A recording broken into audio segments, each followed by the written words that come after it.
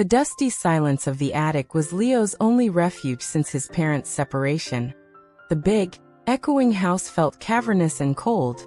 Filled with unspoken tensions and hurried goodbyes, he spent hours up there, surrounded by forgotten furniture draped in ghostly sheets, tracing the whorls of wood grain on an old trunk, wishing he could disappear into its patterns one rainy Tuesday, while shifting a particularly cumbersome box of his father's old law books. A strange shimmer caught his eye behind.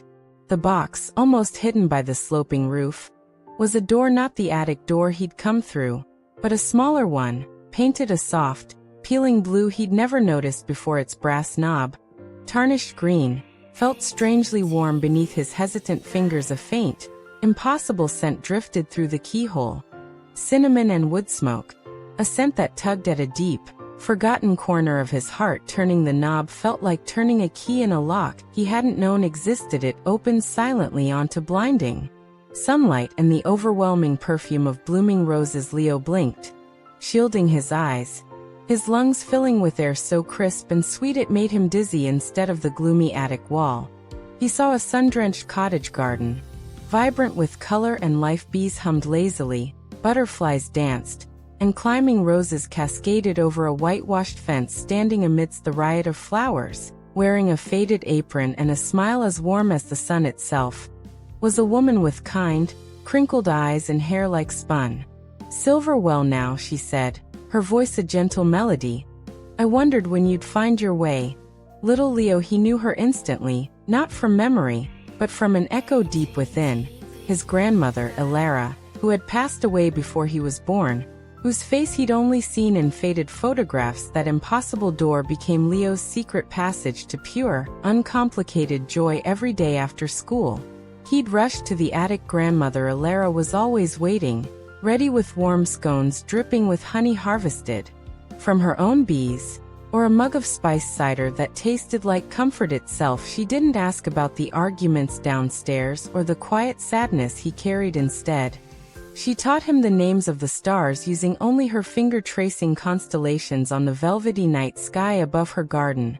She showed him how to whistle through a blade of grass, the sound surprisingly loud and cheerful. They'd sit on her weathered wooden bench, her arm around his shoulders, watching clouds drift like slow ships, and she'd tell him stories. Not fairy tales, but tales of his father as a mischievous boy, of his mother's fierce determination as a child, weaving threads of his own history into something tangible. And warm time in Elara's garden felt both suspended and precious. Leo learned the rhythm of her world. The morning song of the robins nesting in the eaves, the way the light turned golden and long in the late afternoon, the comforting cluck of her small flock of speckled hens. He helped her weed the vegetable patch, his hands becoming earth-stained, the scent of tomato vines clinging to his clothes. She taught him to knead bread dough, her strong, wrinkled hands guiding his smaller ones, filling the warm kitchen with the promise of nourishment in this sunlit sanctuary. The heavy weight of loneliness that had settled in his chest back home began, slowly, to lift, replaced by a sense of profound belonging he hadn't known he craved. Her quiet presence was a balm, her laughter a gentle wind, clearing away the fog of worry.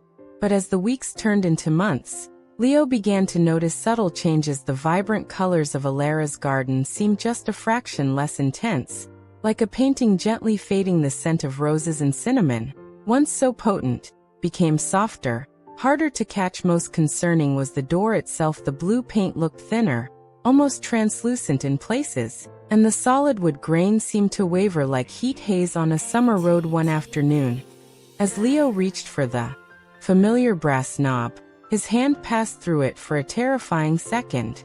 Before finding solidity, a cold dread settled in his stomach, colder than any attic draft. Elara saw his fear reflected in his wide eyes when he stepped into the garden that day, her own expression touched with a deep, quiet sorrow she couldn't hide. "Little Leo," she said softly that evening, the sunset painting the sky in melancholic hues of lavender and rose. They sat on their bench, the air unusually still. "Doors like this one, they aren't meant to stay open forever. They're gifts, precious moments, borrowed from the tapestry of time." Her voice was steady, But her hand holding his trembled slightly. My place in your world has passed. My love holding this door open, it takes a light that's growing dimmer. Tears welled in Leo's eyes, blurring the beautiful garden.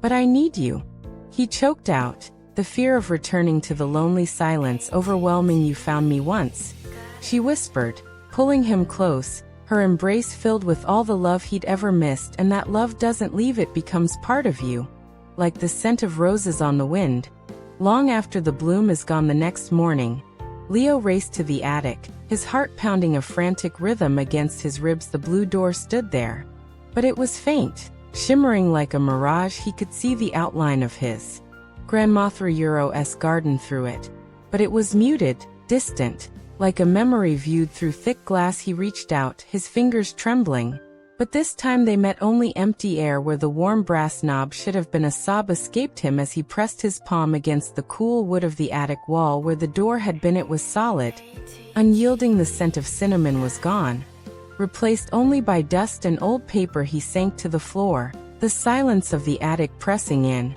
a vast emptiness, where vibrant life and warmth had been just hours before. The loneliness felt heavier than ever, a crushing weight on his small chest. Weeks passed in a gray haze. The attic felt colder, emptier. Yet slowly, small things began to shift. Helping his mother clear the dinner table one evening, Leo absent-mindedly hummed a tune grandmother Elara used to sing while baking. His mother stopped, her eyes wide with surprise and a sudden softness. That was my mother's song, she whispered, a tear tracing a path down her cheek. It was like unlocking a hidden door in their own home. Tentatively, Leo started sharing snippets, not about the impossible door, but about the feelings, the warmth, the stories of his father falling into the duck pond, the way his mother refused to give up on a tangled kite string. Slowly, carefully, the heavy silence between them began to dissolve, replaced by hesitant words and shared, watery smiles. The profound loneliness didn't vanish overnight, but it was no longer a solid wall. He carried Elara's garden inside him now, the scent of roses in his memory, the warmth of her love a steady ember in his heart, the strength of her spirit a quiet guide. He understood now that some doors close so others can open, and that the most important connections are never truly lost. They become the light we carry forward, illuminating the path through our own world, one gentle, cinnamon-scented memory at a time.